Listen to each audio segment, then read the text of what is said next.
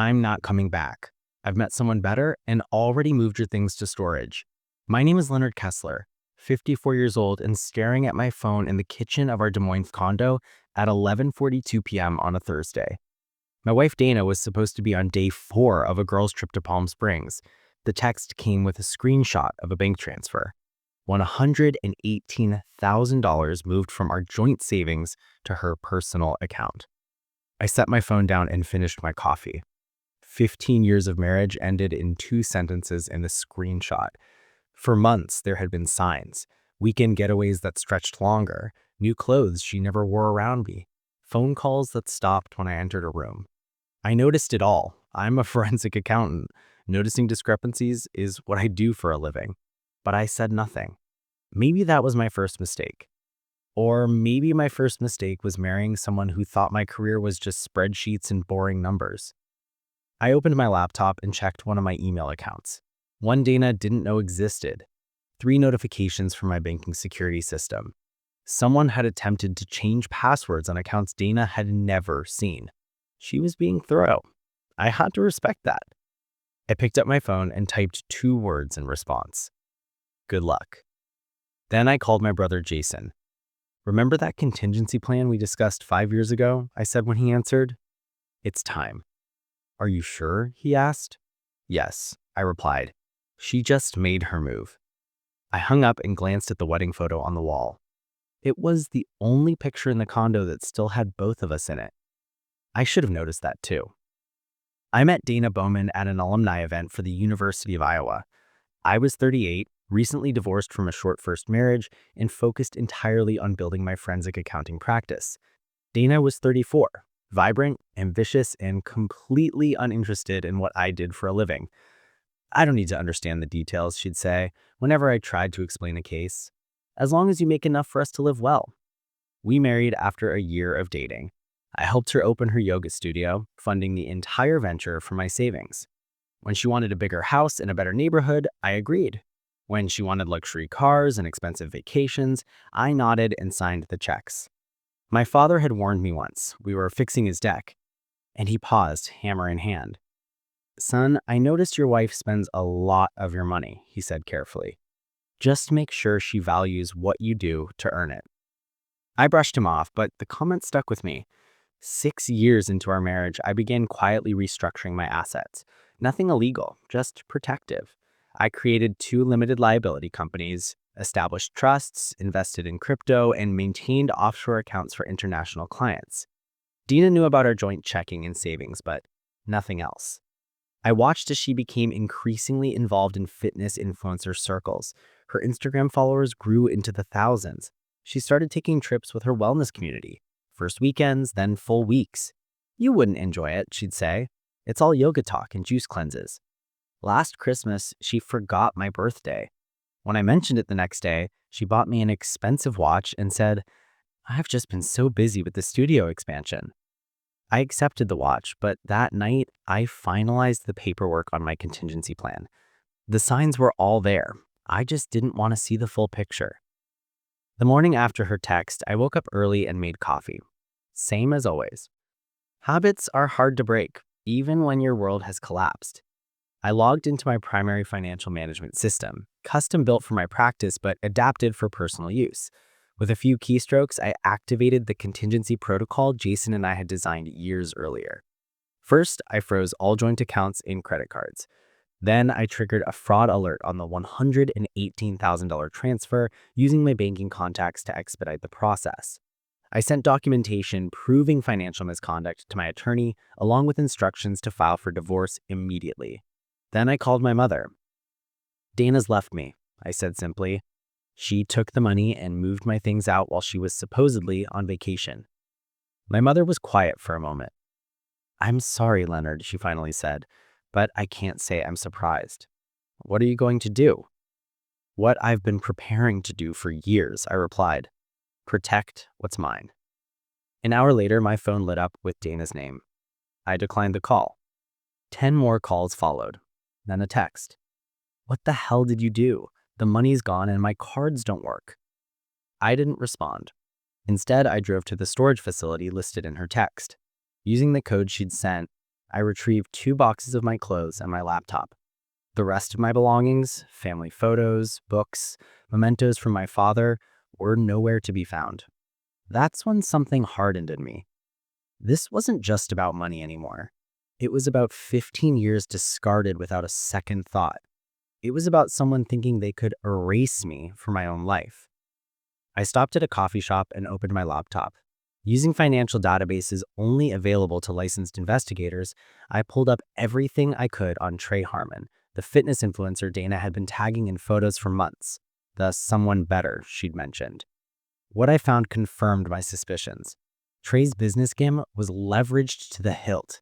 3 maxed out business credit cards, a lease he couldn't afford, and Dana had already co-signed on a car loan with him 2 months ago. I closed my laptop and drove to a hotel. For the first time in years, I felt completely clear about what needed to be done. I wasn't angry anymore. I was focused. Monday morning, I walked into my office as if nothing had happened. My assistant, Valerie, looked up, surprised. "Leonard, I thought you'd be taking time off. Dana called here 3 times already." "Did she?" I said. Not a question. "She sounded upset, said there was a misunderstanding with your accounts and needed to reach you urgently."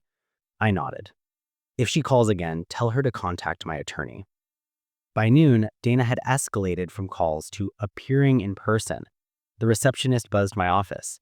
"Your wife is here. She's quite insistent." I sighed and walked to the lobby. Dana stood there, designer sunglasses pushed back on her head, yoga clothes perfectly coordinated. She smiled when she saw me.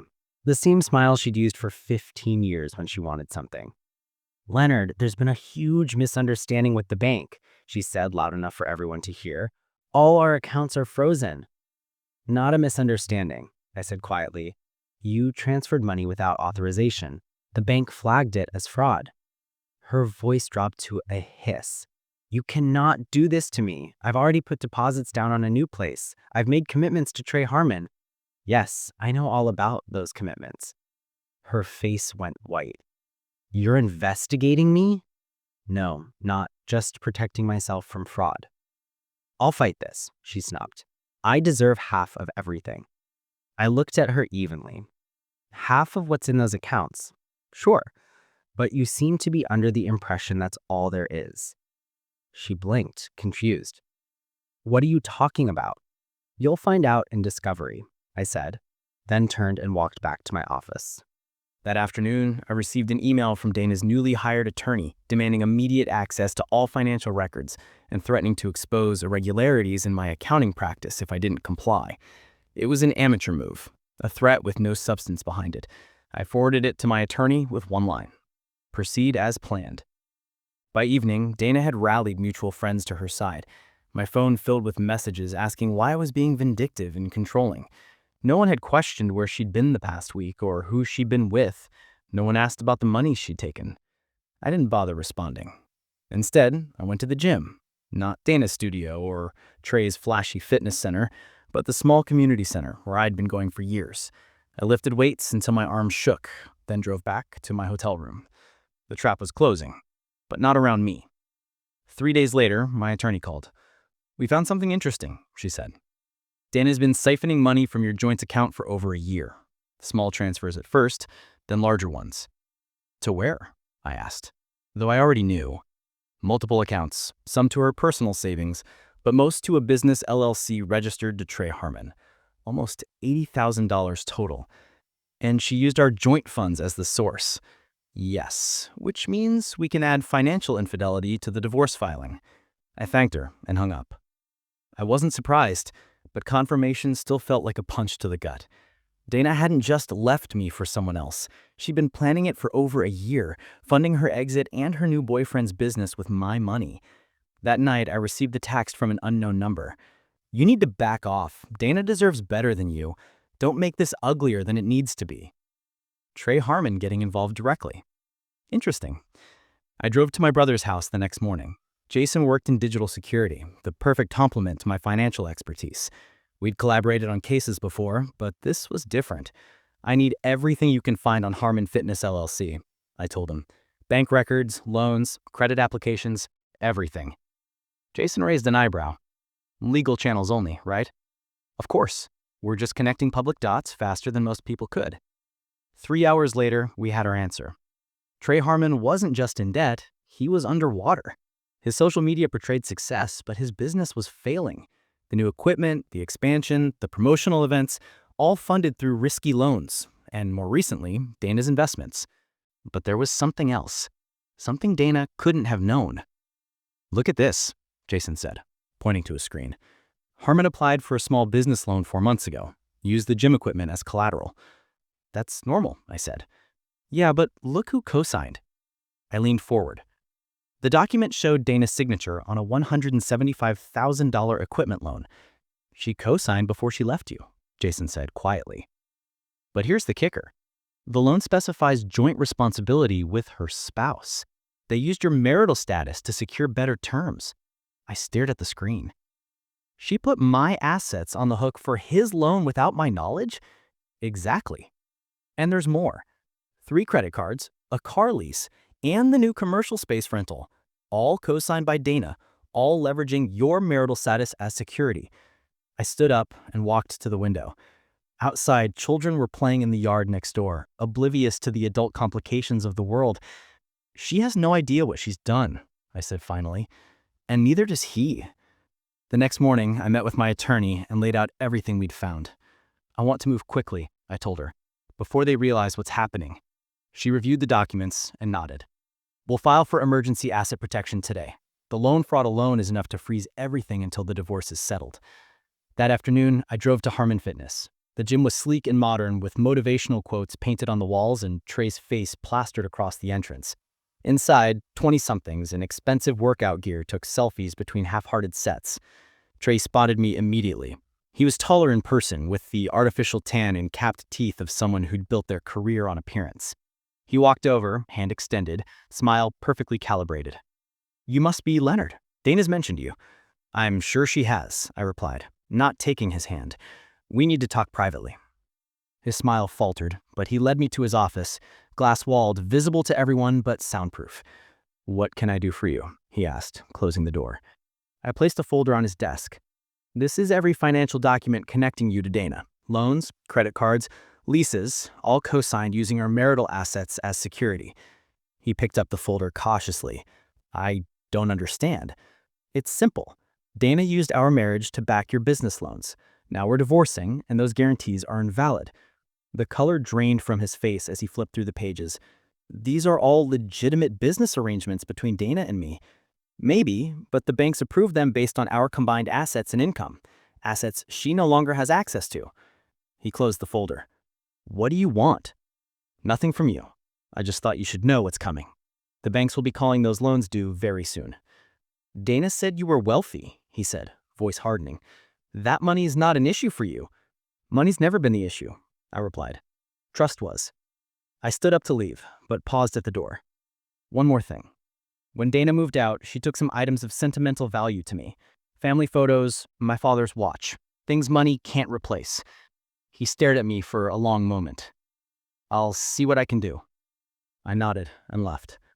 The next day, a courier delivered a box to my hotel. Inside were the missing photos, my father's watch, and other personal items. No note included.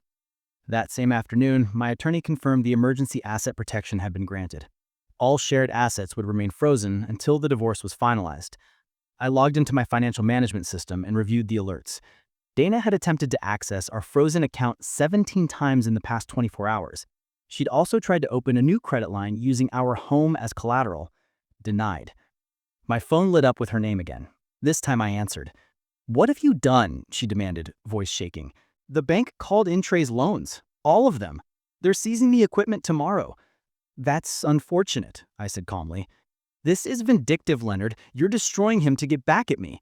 "I'm not doing anything to him. I'm simply protecting myself from fraud. You used our marriage to secure his loans without my knowledge or consent. That's illegal." "We can work this out," she said, voice softening suddenly. "Come home. We'll talk." 15 years of marriage, and she still thought I could be manipulated that easily. "There's nothing to work out," I replied. "The divorce will proceed, the fraud investigation will continue, and Trey will learn an expensive lesson about due diligence." I ended the call and blocked her number. That night, I slept better than I had in months. 3 weeks later, I sat in a conference room as Dana and her attorney arrived for our court-ordered mediation. She looked tired, the designer outfit and perfect makeup unable to hide the strain. Her attorney spoke first. My client is willing to be reasonable about the division of assets despite the aggressive tactics employed thus far. My attorney smiled politely. That's good to hear because there's been a development. She slid a document across the table. The bank has completed its fraud investigation. They've determined that Dana forged Leonard's signature on multiple loan documents using their marital assets as collateral without his knowledge. Dana's attorney skimmed the document, face paling. We'll need time to review this. Of course, my attorney said, but you should know that the bank has already referred the matter to the district attorney. This meeting is a courtesy before criminal charges are filed. Dana stared at me, eyes wide. Criminal charges? Leonard, you can't be serious. I met her gaze steadily. I didn't file the charges, the bank did. That's what happens when you commit loan fraud. Her attorney whispered something in her ear. She shook her head vehemently. If Miss Bauman is willing to sign our proposed settlement agreement today, my attorney continued, Leonard is prepared to provide a statement to the bank that could mitigate the criminal implications. He won't press charges for the theft of personal property or the unauthorized transfer from the joint account. I watched as Dana's carefully constructed world collapsed. She'd expected anger, jealousy, perhaps even begging. She hadn't expected consequences. The settlement is generous, I said quietly. You keep your yoga studio, which was always profitable. You keep your car and personal belongings. You receive no alimony, and you assume responsibility for the debts you incurred in my name. And Trey? She asked, voice barely audible. Mr. Harmon's financial issues are his own problem, my attorney replied. But without your husband's assets backing those loans, I understand the bank has already begun repossession proceedings. Dana signed the papers without further argument. As we left the conference room, she caught my arm. I never thought you'd fight back like this, she said. You always just went along with everything. That was my choice, I replied, just like this was your choice. I walked away without looking back. A month later, I moved out of the hotel and into a small house near downtown Des Moines. Nothing fancy, just a craftsman with good bones that needed some work. The kind of project that would keep my hands busy and my mind occupied during the evenings. I heard through mutual friends that Dana had moved to Colorado to start over. Her Instagram showed mountain views and inspirational quotes about new beginnings. Trey's gym had been sold to a national chain, and he'd relocated to Miami to expand his brand.